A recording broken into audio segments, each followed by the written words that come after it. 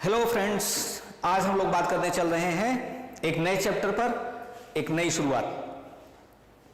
आज का चैप्टर है डिमांड।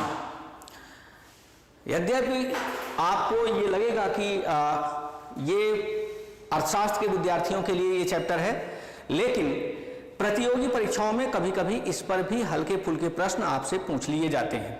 कारण क्या है? कारण ये है कि ये एक ऐसा नियम है, मांग का नियम, जो बहुत कॉमन व्यक्ति को, हर व्यक्ति को सामान्य जानकारी के रूप में जानना अनिवार्य माना जाता है, या सामान्य जानकारी के दृष्टिकोण से ये बहुत लाभदायक होता है। वैसे भी बाजार में जब हम पहुंचते हैं तो हमें इस नियम का आभास व्यवहारिक रूप से प्रैक्टिकली कहीं न कहीं होता ही रहता है। तो इसलिए हमारे लिए ये चैप्टर थोड़ा सा महत्वपूर्ण है। तो आइए शुरुआत करते हैं। डिमांड यानी मांग। सबसे पहला प्रश्न ये आता है, व्हाट इज डिमांड। सबसे पहले तो हम ये जानने की कोशिश करें कि व्हाट इज डिमांड, मांग क्या है। अर्थात अगर हिंदी में कहें, मांग का नियम जानने से अच्छा पहले यह जरूरी है, मांग क्या है। कभी आपने सोचा डिमांड का अभिप्राय क्या है? डिमांड का अभिप्राय है जब हम किसी भी वस्तु के उपभोग की इच्छा करते हैं तो उस वस्तु की मांग उत्पन्न हो जाती है। अर्थात वस्तु के उपभोग की इच्छा करना ही मांग है। क्या है? उपभोग की इच्छा करना ही मांग है।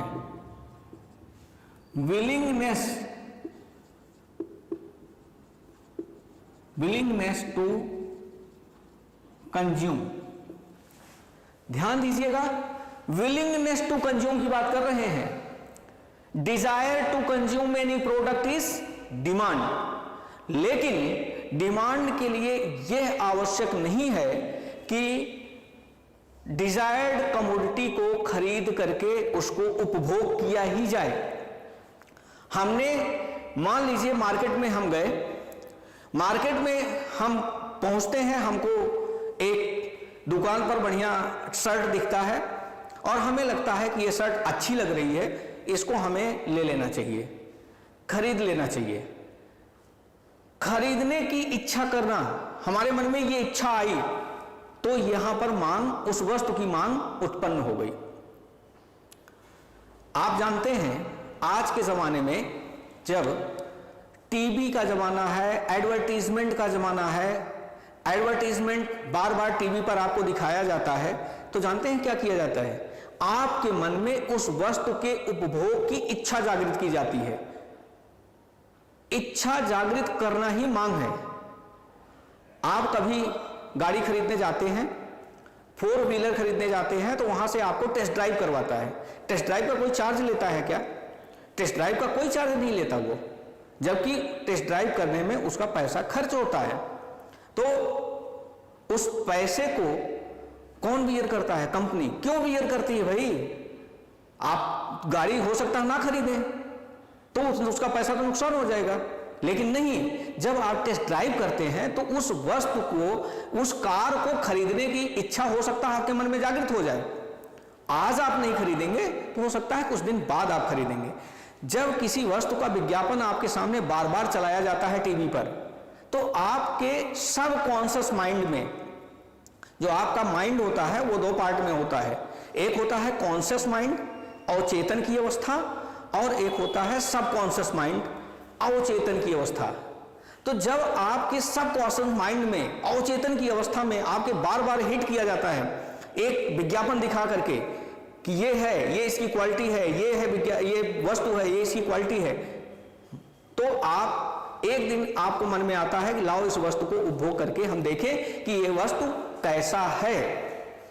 मान लीजिए आपके सामने बार बार इम्यूनिटी बढ़ाने का विज्ञापन दिखाया जा रहा है, गिलोय से इम्यूनिटी बढ़ेगी, गिलोय से इम्यूनिटी बढ़ेगी, बार बार विज्ञापन आपसे दिखाया जा रहा है, बार बार जॉली तुलसी का विज्ञापन आपको दिखाया जा रहा है, तो एक दिन आपके मन में आएगा कि लाओ जॉली तुलसी पी करके हम भी देखें, हो सकता है हमारी भी इम्यूनिटी बढ़ जाए और इस पैंडेमिक में हम कोरोना से बचे रह जाएं। तो यही उस विज्ञापन का, तो हम यही सिर्फ कह रहे हैं, उपभोग की इच्छा करना ही मांग है। Willingness to consume is demand, but for demand it is not necessary. पूरी लाइन को ध्यान से समझिएगा और नोट कर लीजिएगा। For demand it is not necessary to purchase the product. मांग के लिए यह आवश्यक नहीं है कि वो इच्छित बिलिंग प्रोडक्ट को खरीद ही लिया जाए। क्यों? क्योंकि फॉर द परचेज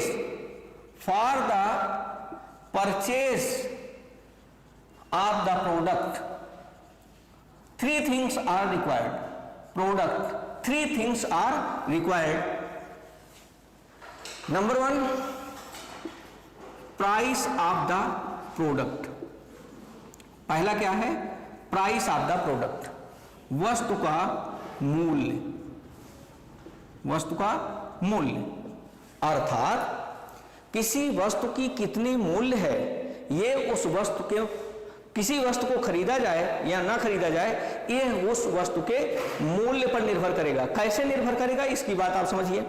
मान लीजिए आपको एक शर्ट अच्छा लगता है और शर्ट के लिए आप मार्केट में पहुंचते हैं और कहते हैं कि यह शर्ट 500 रुपए का है।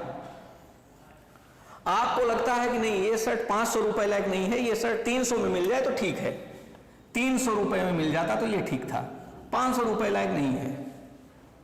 अर्थात उस वस्तु से जो आपको संतुष्टि मिल रही है वो 300 रुपए के बराबर संतुष्टि मिल रही है।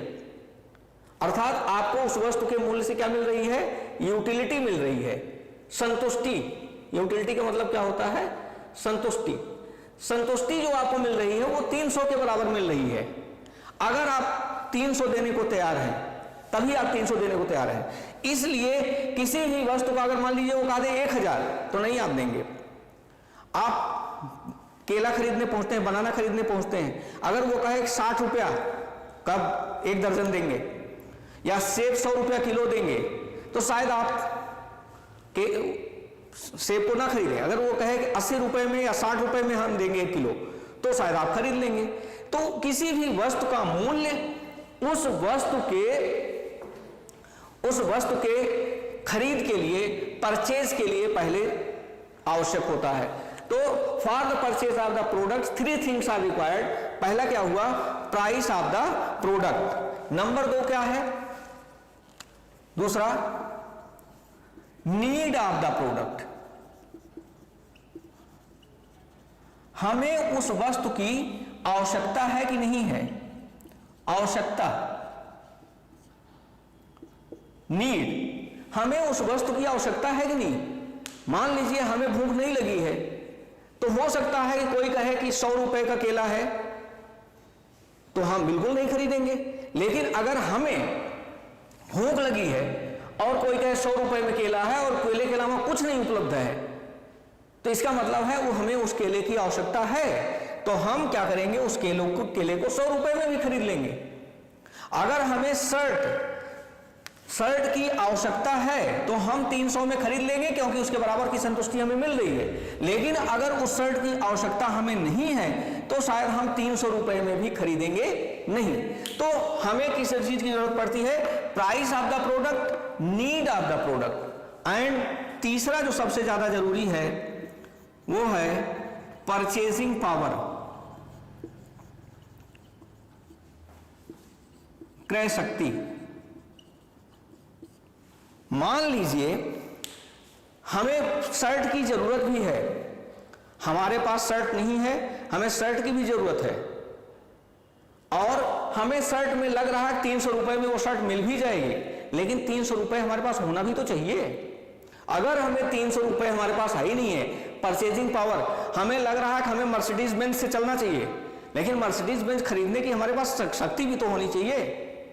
हवाई जहाज से चलने में हमें समय की बचत होगी, हमें नीड ऑफ द प्रोडक्ट है, समय बचाने के लिए हमें हवाई जहाज से चलना चाहिए, लेकिन परचेजिंग पावर भी तो होनी चाहिए। तो मांग क्या हुआ, यहां पर बेसिक निकल करके आया कि उपभोग की इच्छा करना ही मांग है। मांग के लिए यह जरूरी नहीं है कि इच्छित वस्तु का क्रय कर ही लिया जाए। For demand willingness to consume is the demand, but for the demand it is not necessary that the willing product is being purchased, because for the purchase of the product three things are required. What are these three things? Price of the product, need of the product and purchasing power. तो अब इस तरह से हमें पता चल गया कि मांग क्या है। इससे पहले कि हम आपसे बात करें कि मांग का नियम क्या है, मांग का नियम क्या है, हम थोड़ा सा बात कर लेते हैं टाइप्स ऑफ डिमांड। मांग का नियम से पहले हम आपसे बात कर लेते हैं मांग के प्रकार पर। कौन कौन से प्रकार हैं? सबसे पहला है प्राइस डिमांड। प्राइस डिमांड किसे कहते हैं? किसी भी वस्तु का जो मूल्य होता है, किसी भी वस्तु का जो मूल्य होता है, उस वस्तु का मूल्य उस वस्तु की मांग को तय करता है, जैसा भी हमने पहले बताया। अर्थात अगर किसी वस्तु का मूल्य, मान लीजिए केले का मूल्य 80 रुपए है, तो हम शायद 1 दर्जन खरीद लेंगे। अगर केले का मूल्य 100 रुपए या 120 रुपए या 150 रुपए है, तो शायद हम 1 दर्जन के बजाय हम 5 केले से काम चला लें। अगर शर्ट का प्राइस 300 रुपए है, तो शायद हम 1 शर्ट खरीद लेंगे, 2 शर्ट खरीद लेंगे। अगर शर्ट की प्राइस 500 रुपए है, तो शायद हम 1 ही शर्ट खरीद लेंगे। तो पहला क्या है? Price demand. प्राइस डिमांड अर्थात इसको हम कह सकते हैं डिमांड, इसको हम कह सकते हैं लॉ ऑफ डिमांड। अर्थात मांग और मूल्य में विपरीत संबंध होता है। मांग और मूल्य, प्राइस एंड डिमांड में विपरीत संबंध होता है। मूल्य घटता है तो मांग बढ़ती है, मूल्य बढ़ता है तो मांग घटती है। तो अर्थात मूल्य और मांग में जब विपरीत संबंध को बताता है तो क्या कहलाता है? वो price demand.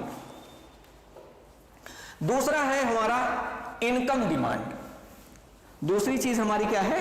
Income demand. Income demand क्या है?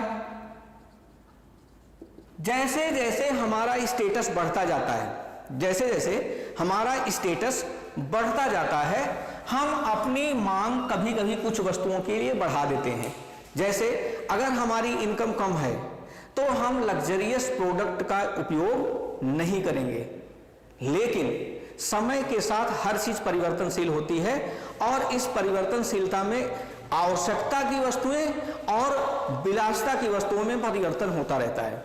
जैसे हम आपको एग्जांपल दें, पहले टेलीफोन या मोबाइल का प्रयोग वो लोग करते थे जिनकी इनकम हाई थी। जिनकी इनकम ज्यादा थी वो लोग टेलीफोन और मोबाइल का यूज करते थे, लेकिन आज की तारीख में मोबाइल या टेलीफोन आवश्यकता की वस्तु बन गई है। तो समय के साथ इन परिभाषाओं में, डेफिनेशंस में भी परिवर्तन होता रहता है। इसलिए थोड़ा सा एग्जाम्पल देते समय या एग्जाम्पल को क्वेश्चन में आया हुआ एग्जाम्पल सॉल्व करते समय जब प्रैक्टिकल बेस्ड एग्जाम्पल्स होते हैं, थोड़ा सा ये ध्यान रखिएगा कि आज जो लग्जरियस आइटम है, मोटरसाइकिल पर चलना एक समय इनकम डिमांड कही जाती थी, अर्थात लग्जरी था, लेकिन आज मोटरसाइकिल आवश्यकता की वस्तु है। तो इस समय इनकम डिमांड का मतलब वो है कि इनकम बढ़ने पर अगर मांग बढ़ जाए, इनकम बढ़ने पर मांग बढ़ जाए, इनकम के घटने पर डिमांड घट जाए, तो उसको हम कहते हैं इनकम डिमांड। तीसरा है क्रॉस डिमांड। क्रॉस डिमांड के दो पार्ट हैं, एक को हम कहते हैं कॉम्प्लीमेंट्री प्रोडक्ट्स, और दूसरे को हम कहते हैं सब्स्टिट्यूट प्रोडक्ट्स। कॉम्प्लीमेंट्री प्रोडक्ट्स क्या हैं? कॉम्प्लीमेंट्री प्रोडक्ट्स वे हैं जिनमें एक वस्तु का मांग बढ़ने पर दूसरे वस्तु की मांग बढ़ जाए। जैसे अगर कार की डिमांड बढ़ती है तो पेट्रोल का डिमांड अपने आप बढ़ेगा। पेन की डिमांड बढ़े, कॉपी की डिमांड बढ़ेगी तो पेन की डिमांड अपने आप बढ़ेगी। ये क्या है? कॉम्प्लीमेंट्री प्रोडक्ट्स हैं। घर बनाना शुरू करेंगे तो ईंटें की डिमांड बढ़ेगी, घर बनाना शुरू करेंगे तो सीमेंट की डिमांड बढ़ेगी। ईंटें की और सीमेंट की डिमांड बढ़ेगी तो स्वाभाविक सी है कि आपके सरिया अर्थात स्टील की भी डिमांड अपने आप बढ़ेगी। सड़क बनाना शुरू होगा तो उससे संबंधित रॉ मटेरियल की डिमांड बढ़ेगी। कार बनाना शुरू होगा तो उससे संबंधित जितने भी रॉ मटेरियल हैं उनकी डिमांड बढ़ेगी। तो जितने भी कॉम्प्लीमेंट्री गुड्स हैं इनको हम कहते हैं पूरक वस्तुएं। और दूसरा है सब्स्टिट्यूट गुड्स। सब्स्टिट्यूट गुड्स यानी स्थानापन्न वस्तुएं। स्थानापन्न वस्तुएं कौन सी हैं? जब हम एक वस्तु के स्थान पर दूसरी वस्तु का उपयोग कर सकते हैं। जैसे अगर हम आपसे कहें बहुत सा चर्चित चाय और कॉफी, चाय या कॉफी, हम या तो चाय लेंगे या तो कॉफी लेंगे। कॉफी नहीं लेंगे तो हम क्या ले लेंगे? चाय ले लेंगे। तो चाय की जगह हम कॉफी को रिप्लेस कर सकते हैं और कॉफी की जगह हम चाय को रिप्लेस कर सकते हैं। तो ये क्या कहलाएगा? Substitute goods. तो क्रॉस डिमांड का मतलब है कि यक्स के वजह से वाई का डिमांड बढ़ जाए, यक्स की वजह से वाई का डिमांड बढ़ जाए, या यक्स की वजह से वाई का डिमांड घट जाए, तो इसको हम कहते हैं क्रॉस डिमांड। इसके बाद आता है आपका डायरेक्ट डिमांड। डायरेक्ट डिमांड, ये आपका डायरेक्ट डिमांड। डायरेक्ट डिमांड वो है जिसके लिए हम सीधे सीधे मार्केट से किसी वस्तु की मांग करते हैं। वो किसी से डेराइव्ड नहीं होता, किसी के माध्यम से नहीं आता है। जैसे हमने कहा कि पेन की वजह से, कागज की वजह से पेन की डिमांड बढ़ेगी, या पेट्रोल की डिमांड, कार ज्यादा बिक रहा है, कार की डिमांड बढ़ रही है तो पेट्रोल की डिमांड बढ़ेगी। ये तो हुआ डेराइव्ड डिमांड। लेकिन डायरेक्ट डिमांड क्या है? डायरेक्ट डिमांड है जैसे हमारी कुछ उपभोग की वस्तुएं होती हैं, उपभोग की वस्तुओं को हम जो जीवन निर्वाह के लिए जरूरी होता है उनके लिए, जैसे हमें सीरियल्स हैं, अनाज हमारा क्या है? सीरियल्स।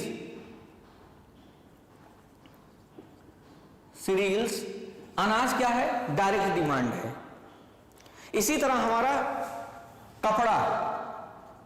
कपड़ा हमारी क्या है? आवश्यकता की वस्तु है। ये क्या है? डायरेक्ट डिमांड है।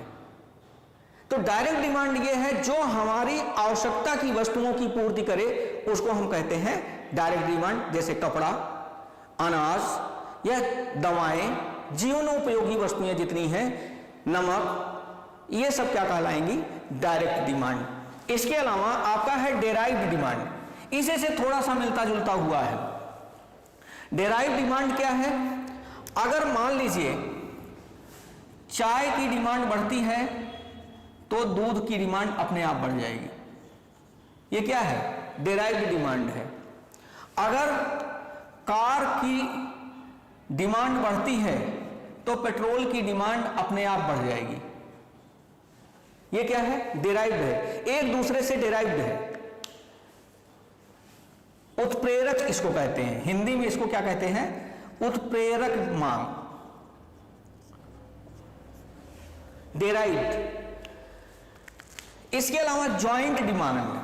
जॉइंट डिमांड का मतलब यह है कि एक वस्तु के बिना दूसरी वस्तु का निर्माण संभव नहीं है। जैसे अगर हमें बिल्डिंग बनानी है तो बिना ब्रिक्स और सीमेंट के, बिना ईंटें और सीमेंट के हम बिल्डिंग का निर्माण नहीं कर सकते।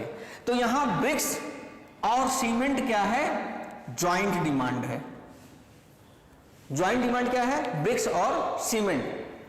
अगर हमें कपड़ा पहनना है, शर्ट बनानी है, शर्ट, तो शर्ट के लिए हमें क्या चाहिए होगा? थ्रेड भी चाहिए होगा और सीविंग मशीन भी चाहिए होगा। सीविंग मशीन की डिमांड क्या है? ज्वाइंट डिमांड है। थ्रेड और सीविंग मशीन दोनों क्या है? ज्वाइंट डिमांड है। इसके अलावा अब आपको आता है इंडिविजुअल डिमांड। इंडिविजुअल डिमांड, व्यक्तिगत मांग। जब मैं आपको इकोनॉमिक्स का पहला लेक्चर मैंने जो दिया है आपको, उसमें आप देखिएगा इकोनॉमिक्स को दो पार्ट में डिवाइड किया गया है। एक को कहा गया है माइक्रो इकोनॉमिक्स, दूसरे को कहा गया है मैक्रो इकोनॉमिक्स।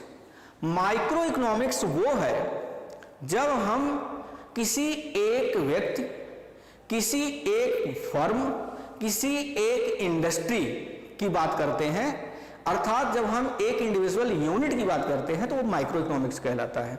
जब हम किसी एक इंडस्ट्री की बात करते हैं तो वो माइक्रो इकोनॉमिक्स कहलाता है। लेकिन जब हम पूरी अर्थव्यवस्था की बात करते हैं तो वो मैक्रो इकोनॉमिक्स कहलाता है। इंडिविजुअल डिमांड हमारा वहीं से आता है, micro economics. It is the part of micro economics. व्यक्तिगत मांग, व्यक्तिगत मांग का मतलब है कि यक्स की डिमांड कुछ और होगी, कुछ और, वाई की डिमांड कुछ और होगी। मान लीजिए यक्स ने मांगा ए कमोडिटी, ए वस्तु मांग रहा है, तो वाई भी ए वस्तु ही डिमांड करेगा, ये जरूरी नहीं है। वाई हो सकता है बी वस्तु की मांग करे। हमें शर्ट की जरूरत है, हम शर्ट खरीदेंगे।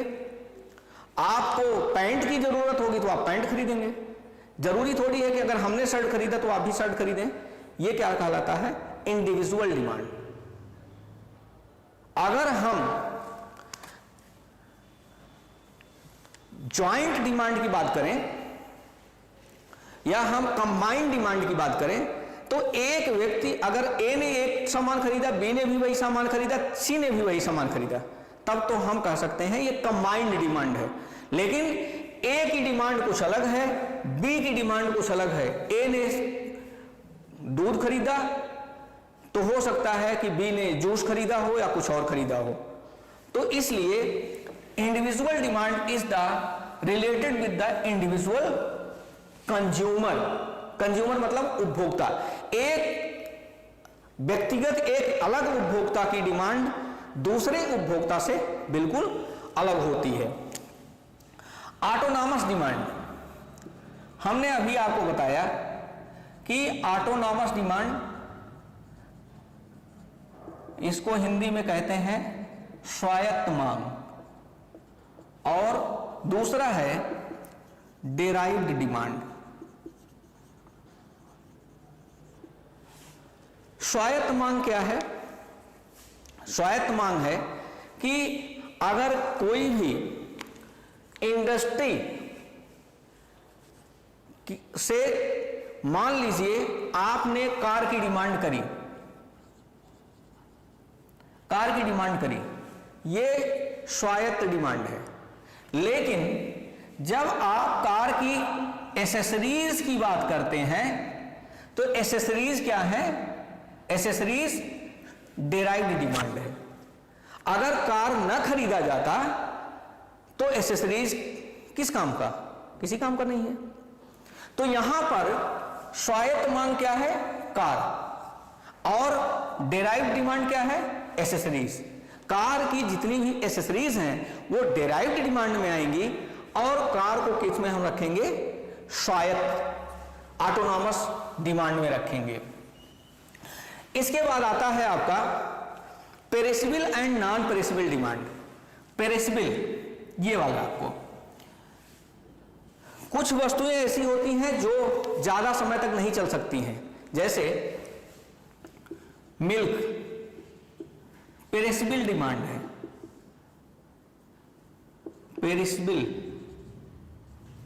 डिमांड यानी जिसको हम क्षणभंगुर कहते हैं, कुछ समय में जल्दी नष्ट होने वाली। और नॉन पेरिसेबल डिमांड क्या है? अनाज, अनाज क्या है? Non perishable. ये लंबे समय तक चलता है। इसी को हम आप शॉर्ट टर्म डिमांड और लॉन्ग टर्म में भी डिवाइड कर सकते हैं। शॉर्ट टर्म डिमांड क्या है? पेरिसेबल डिमांड्स जितने भी आते हैं, सब्जी, हरी सब्जियां, दूध, फ्रूट्स, जूस, जो जिनको हम नॉन ड्यूरेबल, ड्यूरेबल या नॉन ड्यूरेबल भी कभी कभी हम इसको कहते हैं। इसको हम क्या कहते हैं? नॉन ड्यूरेबल और नॉन पेरिसेबल को ड्यूरेबल डिमांड्स भी कहते हैं। हम क्या करेंगे? मिल्क हमारा क्या है?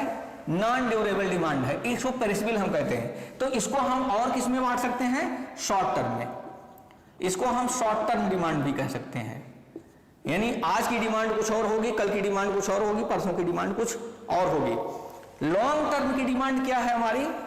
नॉन पेरिसेबल, जिनको हम ड्यूरेबल डिमांड्स कहते हैं। ये क्या है? लॉन्ग टर्म में अगर हमने आज की डेट में कपड़ा खरीद लिया तो कपड़ा हमारा 1 साल तक चलेगा। ये क्या है? ड्यूरेबल, लॉन्ग टर्म की डिमांड है। यानी आज ही हमने खरीदा, कल फिर खरीदेंगे, ऐसा जरूरत नहीं होगा। अनाज की डिमांड हमारी नॉन पेरिसेबल डिमांड्स है, हम इसको 6 महीने, 8 महीने, 10 महीने के लिए यूज कर सकते हैं। कार की डिमांड, बिल्डिंग की डिमांड, आवास की डिमांड, सड़क की डिमांड, ये सब क्या है? ड्यूरेबल डिमांड्स हैं, जिसको हम लॉन्ग टर्म डिमांड में कहते हैं, अर्थात नॉन पेरिसेबल डिमांड्स में आती हैं। तो हमने अभी जितना आपसे बात किया ये था आपको टाइप्स ऑफ डिमांड। अब हम लोग बात करने चल रहे हैं law of demand. What is the law of demand? तो अब हम बात करने चल रहे हैं law of demand. Law of demand क्या है? हम इसको अगर गणितीय भाषा में कहें तो इसको कहते हैं Q is the function of P. Q is the function of P. एक लाइन का डेफिनेशन अगर हम कहें लॉ ऑफ डिमांड को तो ये होता है price and demand has inverse relationship. Inverse relationship, मांग और मूल्य में विपरीत संबंध होता है।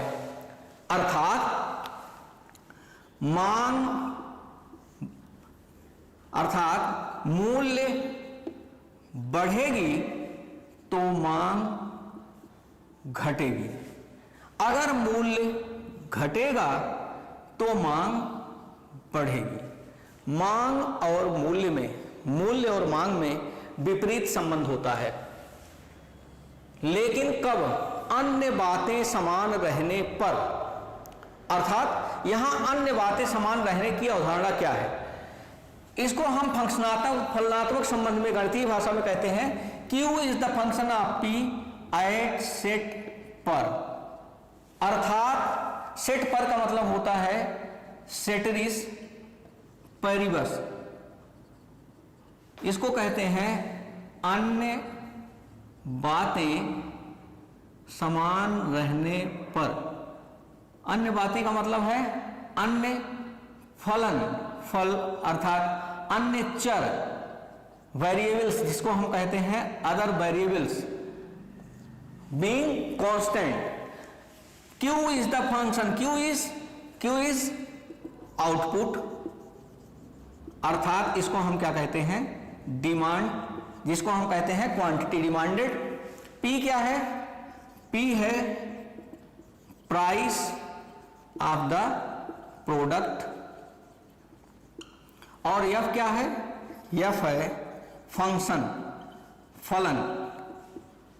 फलन का मतलब है परिणाम, परिणाम का मतलब है कि मूल्य परिणाम है, मांग परिणाम है किसका, मूल्य का, मूल्य का परिणाम है मांग। यानी Q और P में संबंध है, किस तरह का संबंध है, यह डिपेंड करेगा मांग के नियम पर। तो मांग का नियम एक लाइन में डिफाइन करिए, एक लाइन में क्या कहेंगे, मांग, मूल्य और मांग में विपरीत संबंध है, अर्थात मूल्य के घटने पर मांग बढ़ती है और मूल्य के बढ़ने पर मांग घटती है। तो इसको हम क्या कह सकते हैं, अन्य बातें समान रहने पर। लेकिन मांग का नियम ये ध्यान रखिएगा, जब भी कहें तो अन्य बातें समान रहने की अवधारणा को जरूर रखिएगा। लेकिन ऐसा कब होगा, Q is the function of P तभी होगा जब पॉपुलेशन, अन्य बातें क्या क्या हैं, पॉपुलेशन, टेस्ट, फैशन, इनकम या बहुत सारे फैक्टर्स हैं, इनको हम ध्यान में रखते हैं।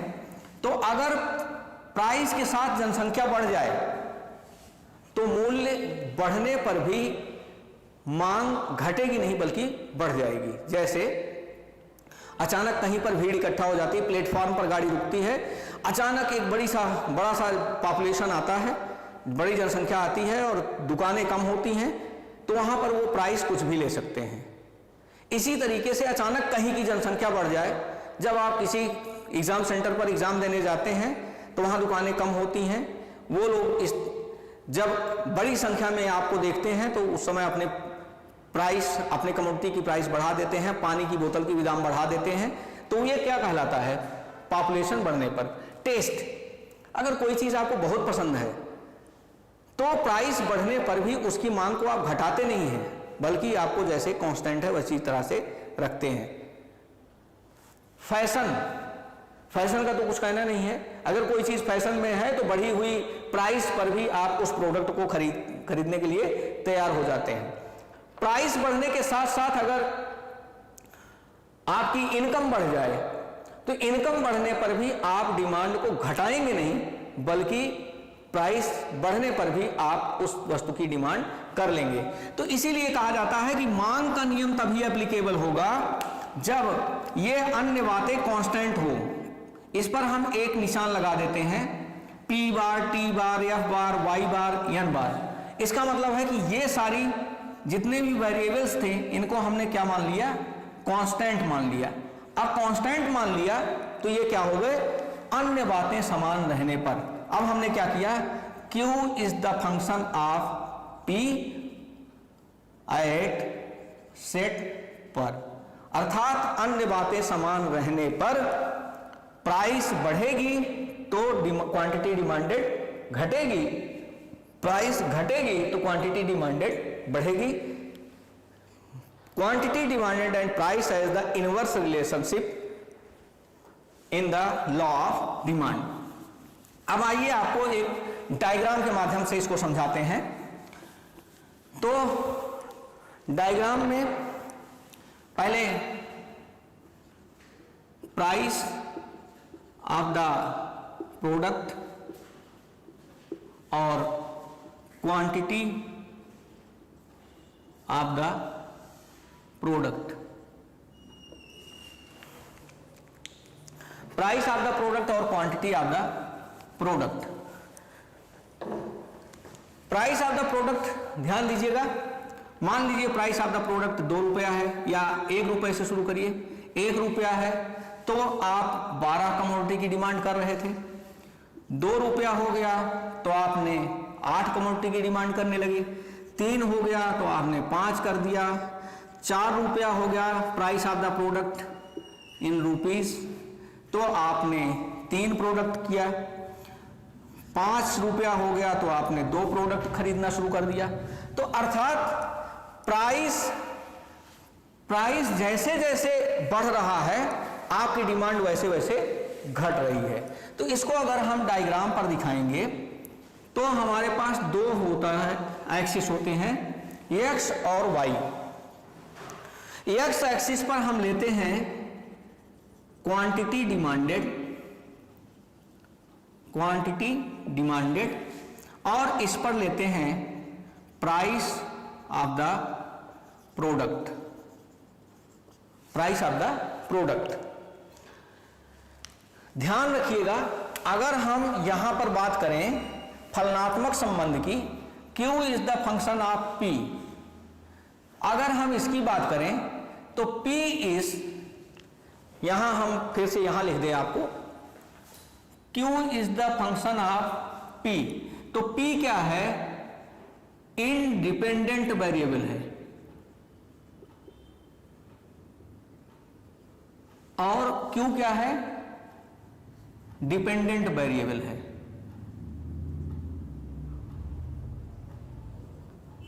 आश्रित चर,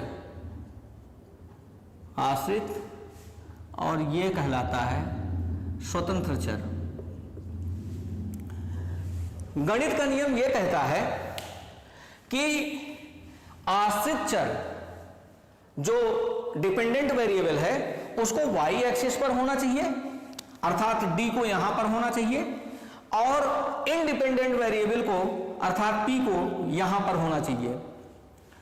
चूंकि आप जीएस के लिए इस चीज को पढ़ रहे हैं तो हम इसको बहुत ज्यादा डिटेल में नहीं ले जा रहे हैं। इसको हम कहते हैं, एक अर्थशास्त्री थे लियो वालरा और मार्शल, ये मार्शल बनाम लियो वालरा का एक डिस्प्यूट है कि डी यहां होना चाहिए और पी यहां होना चाहिए, कि क्वांटिटी डिमांडेड यहां होना चाहिए, प्राइस यहां होना चाहिए। फिलहाल गणित का नियम तो यह कहता है कि क्वांटिटी डिमांडेड अर्थात Q यहां होना चाहिए, Q को हम यहां रखें और P को यहां रखें। लेकिन चूंकि अर्थशास्त्र में जो एक ट्रेडिशन चला आ रहा है उस ट्रेडिशन को हम फॉलो करेंगे, तो हम वालरा के इस दृष्टिकोण को ना मान करके हम मार्शल के दृष्टिकोण को मानते हैं, मार्शल के थ्योरी को अडॉप्ट करते हैं, और यहां से हम Q हटा देते हैं, यहां से हम P हटा देते हैं, अर्थात इस पर हम रखेंगे Q को और इस पर हम रखेंगे P को। तो इस तरह से हमारा जो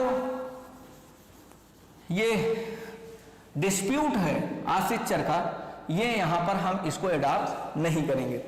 तो अब हम आइए बात करते हैं मांग का। मांग के नियम में चूंकि मांग और मूल्य में विपरीत संबंध होता है, इसलिए लॉ ऑफ डिमांड के अकॉर्डिंग डिमांड लाइन, इसको हम कहते हैं डिमांड लाइन, आप यहां नोट कर लीजिए, from left to right downward sloping होगी, डाउनवर्ड स्लोपिंग, बाएं से दाएं नीचे गिरती हुई होगी।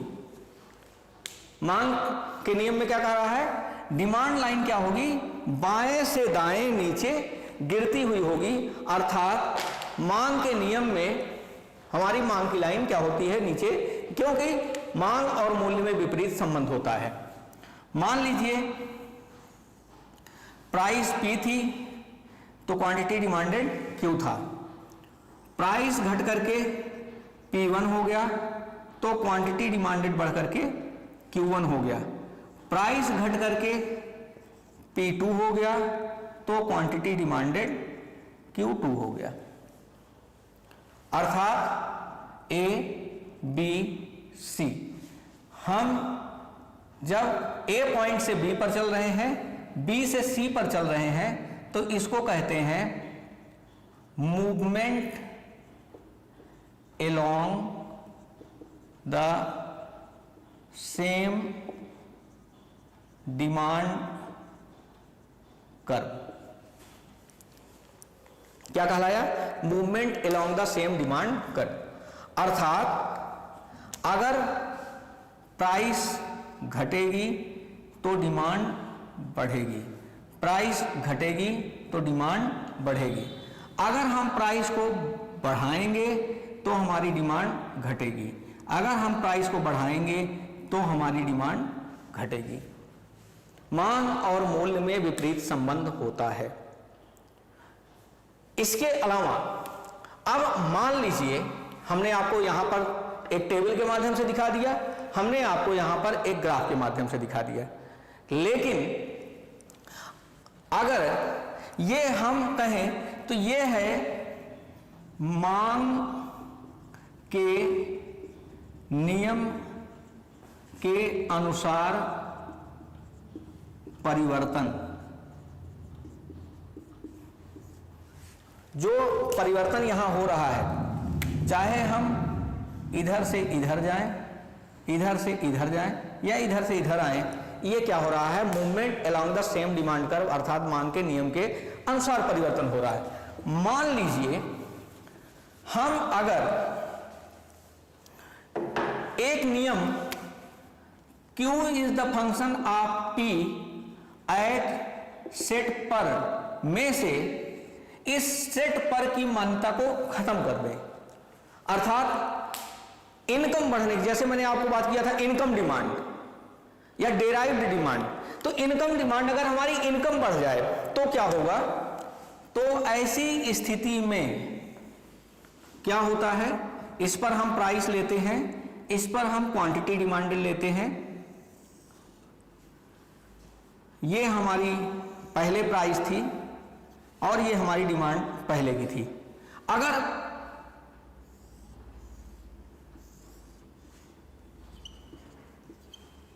मान लीजिए P2 से प्राइस बढ़ करके P1 हो जाए तो डिमांड हमारी घट करके Q1 होनी चाहिए, लेकिन हम इस बढ़ी हुई मांग पर अगर अपनी बढ़ी हुई प्राइस पर डिमांड को स्थिर रखें, P1 पर भी हम इतनी ही डिमांड करें या P1 से P हो जाने पर भी डिमांड को हम घटाएं नहीं बल्कि हम उतना ही डिमांड करें, तो हमें एक नई लाइन मिल जाएगी, नया बिंदु मिल जाएगा और इस बिंदु से होकर के गुजरने वाली लाइन क्या कहलाएगी, एक नई मांग लाइन कहलाएगी, मांग रेखा कहलाएगी, डिमांड लाइन कहलाएगी। इसको हम क्या कहते हैं, शिफ्ट इन डिमांड। इसको हम क्या कहते हैं, point A B C D और ई, अर्थात पॉइंट ए से डी पर या बी से ई पर जाना शिफ्ट इन डिमांड कहलाएगा। पॉइंट ए से बी पर डी पर जाना या बी से ई पर जाना शिफ्ट इन डिमांड कहलाएगा, जबकि पॉइंट ए से बी पर जाना, बी से सी पर जाना, सी से बी पर या ए पर जाना मूवमेंट इन द डिमांड कहलाएगा, मांग में परिवर्तन कहलाएगा। अगर ये लाइन दाहिने तरफ शिफ्ट हो रही है, दाहिने तरफ, तो ये क्या कहलाएगा, विस्तार। और अगर ये लाइन बाएं तरफ शिफ्ट हो रही है, मान लीजिए ये लाइन हो रही है T2, तो ये कहलाएगा संकुचन अर्थात कॉन्ट्रैक्शन, और ये कहलाएगा एक्सपेंशन, और दोनों को ही हम कहते हैं शिफ्ट, शिफ्ट इन डिमांड। ये भी शिफ्ट है और यह भी शिफ्ट इन डिमांड है। तो ये रहा आपका मांग का चैप्टर। इसी से संबंधित हम आपको पूर्ति की बात करते हैं और संतुलन की बात करते हैं। अगले सिर्फ 2 मिनट में हम आपसे पूर्ति और संतुलन की बात कर लें तो हमारे उम्मीद से आपको मांग का नियम समझ में आ गया होगा। इससे ज्यादा की जरूरत आपको जीएस के पेपर में जरूरत नहीं पड़ेगी, आप यकीन रखें। अब हम बात करने चल रहे हैं पूर्ति की, सप्लाई क्या है। अभी तक हमने जो बात किया था आपसे वो थी डिमांड की बात किया था। तो डिमांड मांग हो गई, पूर्ति अर्थात कोई भी जो बाजार में हम वस्तु सामान बेचने के लिए ले जाते हैं और उपभोक्ता उपभोग करने के लिए तैयार होते हैं, उसी को हम क्या कहते हैं, पूर्ति। तो यहां पर एक पूर्ति का नियम है। पूर्ति का नियम क्या है? पूर्ति का नियम यह कहता है कि price and supply has positive relationship, positive relationship, अर्थात क्यू यस हम इसलिए लिख रहे हैं, quantity supplied is the function of P, अर्थात पूर्ति और प्राइस में पॉजिटिव रिलेशनशिप है। यहां हमने एट सेट पर अर्थात there is a positive relationship between price and supply. यहां पर ध्यान दीजिएगा, इस पर हम प्राइस लेते हैं और इस पर हम लेते हैं क्वांटिटी सप्लाइड। यहां मांग और मूल्य में विपरीत संबंध होने की वजह से मांग जो लाइन थी, डिमांड लाइन थी, वो बाएं से दाएं नीचे गिरती हुई थी, लेकिन यहां पर प्राइस, सप्लाई और प्राइस में पॉजिटिव रिलेशनशिप होने की वजह से the slope of supply will be positive, ये सप्लाई लाइन होगी। अर्थात प्राइस P1 थी तो क्वांटिटी सप्लाई Q1 थी, प्राइस बढ़ गई तो सप्लाई भी बढ़ गई। क्यों बढ़ गई? क्योंकि बहुत सारे लोग जो अब तक प्रोडक्शन नहीं करते थे, मार्केट में नहीं थे, अब जब उन प्राइस बढ़ी तो उनको लग रहा है प्रॉफिट ज्यादा होगा, प्रॉफिट ज्यादा होगा तो वो उस प्रॉफिट की लालसा में सप्लाई बढ़ा देंगे। फिर इसके बाद प्राइस P3 हो गई तो आपकी सप्लाई बढ़ करके Q3 हो गई। ये है आपका सप्लाई। अर्थात जैसे जैसे प्राइस बढ़ती जाएगी आपकी डिमांड भी, आपकी सप्लाई भी बढ़ती जाएगी। अब इन दोनों को मिला करके हम क्या बात करते हैं? इक्विलिब्रियम की। इक्विलिब्रियम संतुलन की बात करते हैं। संतुलन क्या है? अब आप ध्यान दीजिएगा, हम दोनों फिगर को एक साथ बना रहे हैं। इस पर हमने लिया था क्वांटिटी और इस पर हमने लिया था प्राइस। ये है आपका Y O X।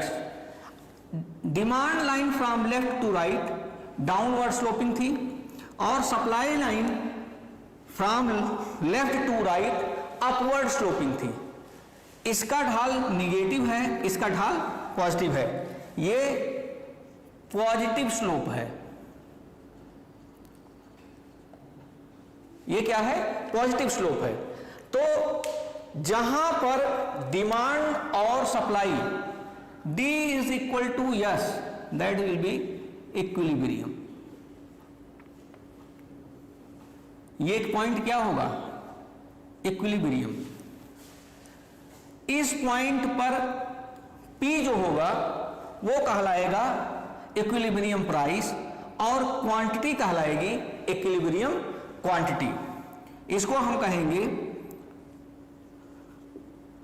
Equilibrium quantity और इसको कहेंगे हम इक्विलिब्रियम प्राइस, और ये इक्विलिब्रियम पॉइंट है आपका। अगर मान लीजिए किसी कारणवश प्राइस बढ़ करके P1 हो गया तो सप्लाई आपकी ये है और डिमांड ये है। अर्थात बढ़ी हुई प्राइस पर आपकी डिमांड कम होगी, डिमांड आपकी ये होगी और सप्लाई आपकी ये होगी। तो इसको हम कहेंगे, इतने को एक्सेस सप्लाई, अतिरिक्त मांग। अगर किसी कारणवश मार्केट में प्राइस घट करके आपकी आ जाए P2, तो आपकी डिमांड हो जाएगी D2, आपकी सप्लाई हो जाएगी S2 और डिमांड हो जाएगी D2। अर्थात इस कम प्राइस पर मांग ज्यादा होगी, सप्लाई कम होगी। D is greater than S, यहां पर D is less than S, D is less than S, तो यहां पर D is greater than S, तो इसको हम कहते हैं एक्सेस डिमांड। क्या कहेंगे? एक्सेस डिमांड, और इसको कहेंगे एक्सेस सप्लाई। ये क्या कहलाएगा? हमारा इक्विलिब्रियम पॉइंट, ये कहलाएगा इक्विलिब्रियम क्वांटिटी, ये कहलाएगा हमारा इक्विलिब्रियम प्राइस। तो दोस्तों ये आज का रहा मांग का नियम, पूर्ति का नियम और संतुलन। उम्मीद करते हैं कि आपको ये चैप्टर ज्ञानवर्धक लगा होगा, आपके लिए काफी लाभदायक सिद्ध होगा। अगले चैप्टर में हम बात करेंगे अब मार्केट की। मार्केट क्या है उसके बारे में, मार्केट के प्रकार कितने हैं, बाजार के प्रकार कितने हैं, और मार्केट बाजार की परिभाषा क्या है। तो आज का यहीं तक, आज के लिए बहुत बहुत धन्यवाद।